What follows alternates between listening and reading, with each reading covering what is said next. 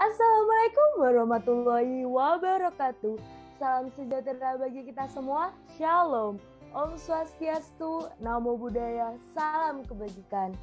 Kami dari kelompok 4 akan mempresentasikan hasil diskusi kelompok kami, yaitu mengenai alternatif terkait tingginya emisi karbon dioksida pada industri semen.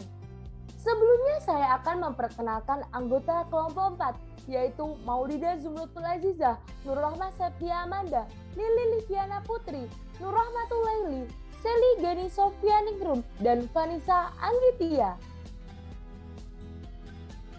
Industri semen merupakan salah satu industri penyumbang karbon dioksida yang sangat besar karena membutuhkan banyak bahan bakar dalam proses produksinya termasuk batu bara. Berdasarkan dari data Carbon Dioxide Information Analysis Center, batu bara sebagai salah satu bahan bakar fosil selain minyak bumi dan gas bumi merupakan sumber utama emisi karbon dioksida di dunia dan mencapai 24% dari total emisi. Proses produksi di industri semen tergolong proses produksi high energy karena membutuhkan banyak bahan bakar pada saat proses pembakaran di kalkliner dan clean. Sebagian besar dari material yang diproses lepas ke udara sebagai emisi karbon dioksida pada reaksi kalsinasi. Selanjutnya, karbon dioksida dapat menimbulkan pemanasan global. Pemanasan global terjadi sebagai akibat dari efek rumah kaca, yaitu meningkatnya kadar gas rumah kaca di atmosfer. Gas rumah kaca terdiri dari karbon dioksida, metana, klorofluorokarbon, hidroksida, di mana karbon dioksida ternyata memberikan kontribusi paling besar yaitu sebesar 50%. Hal inilah yang mendorong industri semen untuk mencari sumber energi alternatif yang ramah lingkungan yang dapat menurunkan emisi gas karbon dioksida sebagai upaya untuk menurunkan kadar gas rumah kaca di atmosfer.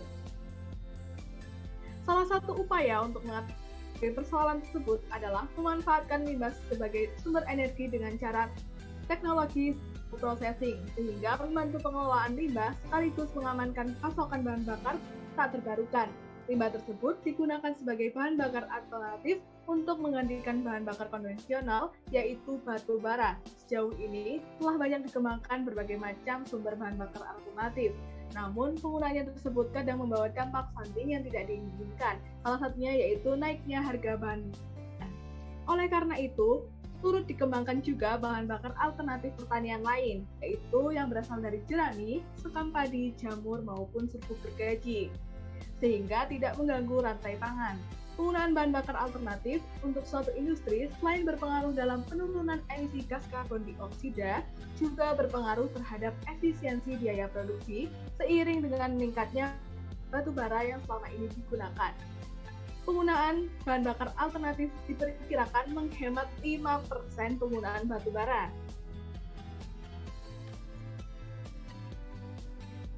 Analisa awal yang dilakukan pada jurnal yang kami temukan yaitu melakukan analisa proximate, ultimate, dan kadar air dari limbah media jamur untuk mengetahui karakteristiknya. Berdasarkan hasil analisa, diperoleh data kadar air 55,66%. Padahal dalam industri semen, kadar air yang disarankan yaitu maksimal 12%. Oleh karena itu, limbah media jamur tersebut dikeringkan sehingga diperoleh kadar air yang mendekati yaitu 13,47%. Pada tabel ini terlihat bahwa data hasil analisa proximate dan ultimate dihasilkan relatif sama. Hal ini pun menunjukkan nilai kalor yang dihasilkan oleh limbah media jamur hanya sekitar setengah dari nilai kalor pada batu bara biasanya, yaitu 6.000 kalor. Hal ini dapat disebabkan karena biomasa yang digunakan dibakar tanpa proses pembriketan dan karbonisasi terlebih dahulu. Pada tabel ini bisa kita lihat bahwa dengan pemakaian batu bara yang makin banyak akan memberikan emisi karbon dioksida yang makin tinggi, sehingga perbandingan biomasa batu bara 1:1. Hal ini karena adanya penguraian yang tidak sempurna pada karbon dioksida dikarenakan pembakaran yang kurang efisien. Hal ini dibuktikan dengan data emisi karbon monoksida yang cukup banyak dan menunjukkan pembakaran karbon monoksida menjadi karbon dioksida tidak berlangsung sempurna. Pada jurnal yang kami temukan, emisi karbon dioksida merupakan indikator utama dalam percobaan ini. Pembakaran dikatakan sempurna apabila dalam reaksi pembakaran tersebut tidak terbentuk gas karbon monoksida. Variabel lain yang penting dalam proses pembakaran itu seperti udara berlebih, ukuran partikel, dan karakteristik bahan bakar. Pada tabel ini terlihat bahwa emisi karbon dioksida terbesar dihasilkan pada pembakaran menggunakan batu bara saja, yaitu dengan nilai emisi sebesar 20,57%. Akan tetapi, sudah diberikan campuran biomasa, emisi karbon dioksida terlihat menurun. Penurunan emisi terbaik yaitu pada saat pembakaran dengan menggunakan 100% biomasa saja.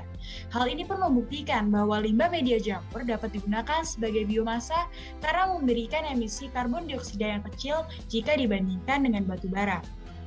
Namun, jika ingin diaplikasikan ke dalam industri semen, masih banyak hal yang perlu dipertimbangkan. Maka dari itu, pemakaian limbah media jamur sebagai biomasa masih perlu dilakukan pencampuran dengan batu bara untuk mendapatkan nilai kalor yang memadai. Teknologi CO processing dalam industri semen.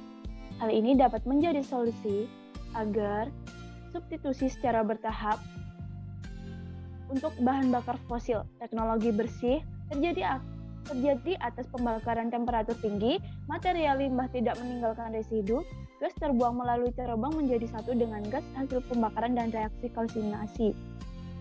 Metode pengumpanan limbah. Yang pertama, penentuan limbah hal ini didasarkan dengan nilai energi dan material. Yang kedua, pengelolaan awal. Pengelolaan awal ini bertujuan pencampuran lebih dari satu material agar mendapat energi baru yang stabil. Yang ketiga, pengontrolan gas CO2.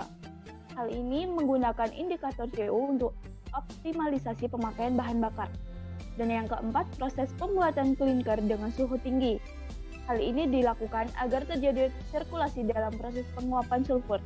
Dan yang kelima, lokasi pengumpanan semen melalui main burner, hero burner, coffee calciner, calciner atau tertiary air duct. Pengumpanan limbah. Yang pertama, pengumpanan limbah melalui main burner, yakni suatu burner tip dari main burner yang dirancang untuk kombinasi bahan bakar utama dengan alternatif. Jenis limbahnya yakni padatan, cair, dan gas. Yang kedua, pengumpanan limbah melalui calciner. Untuk jenis limbahnya yakni limbah padat, kecuali padat ringan. Dan yang ketiga, pengumpanan limbah melalui tertiary air duct. Limbah yang diumpankan yakni yang mempunyai bulk density rendah, mudah terbang dan tidak berupa cairan sehingga limbah dapat habis terbakar di sepanjang tertiary air duct. Dampak positif teknologi co-processing di industri semen.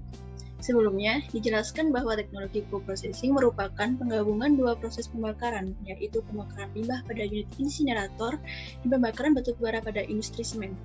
Akibat penggabungan dua proses ini, gas CO2 yang dihasilkan dapat tereduksi karena limbah yang dibakar sekaligus untuk mengurangi pemakaian batu bara dalam memproduksi massa semen yang sama. Pengurangan batu bara memberikan dampak positif terhadap deposit tambang batu bara dan terjadinya penurunan emisi CO2. Aspek-aspek negatif yang ditimbulkan dari penggunaan limbah antara lain: 1. Komposisi kimia dari limbah yang bervariasi dapat mempengaruhi hasil pencampuran yang telah dirancang. Yang kedua, ukuran dan bentuk limbah yang bervariasi akan mempengaruhi tingkat kesulitan dalam transportasi dan pengumpanan. 3. Variasi kadar air dan zat pengotor dapat mempengaruhi kestabilan operasi dan kualitas produk. Dan yang terakhir, khusus kandungan sulfur, alkali, dan klorin yang berlebih di dalam limbah padat mempercepat tumbuhnya coating pada dinding kiln dan suspension preheater. Untuk perbandingan antara co-processing dan insinerator adalah tidak dihasilkan residu lain akibat dari proses pembakaran limbah, tetapi limbah terbakar habis pada unit kiln dan unsur-unsur yang terkandung di dalam limbah. Sebagian ada yang bersama gas sisa hasil pembakaran, dan sebagian lain terikat pada produk klinker. Selanjutnya, yaitu mengenai penerapan teknologi co-processing di industri semen. Yang pertama, yaitu industri semen Fujiwara di Taiheiyo, Jepang. Telah melakukan substitusi 40% bahan bakar fosil dengan limbah berupa ban bekas, plastik, waste oil, dan telah menggunakan coal jenis LCV atau Low Calorific Value dan petcoke. Yang kedua yaitu berada di industri semen wilayah Eropa. Dari data Rubber Manufacturing Association tahun 2006, setiap tahun pemakaian limbah dan limbah ban terus mengalami peningkatan. Tercatat dalam Guidelines on Co-Processing Waste Materials in Cement Production bahwa utilisasi pemakaian bahan bakar alternatif di industri semen di Eropa pada tahun 2002 telah mensubstitusi sebesar 11,4%.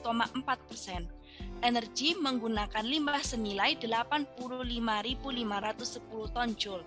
Salah satu negara di wilayah Eropa tersebut adalah di Jerman, sebagai salah satu negara Eropa yang sangat ketat dalam pengelolaan lingkungan hidup, telah berhasil melakukan substitusi bahan bakar menggunakan berbagai macam limbah sebesar 30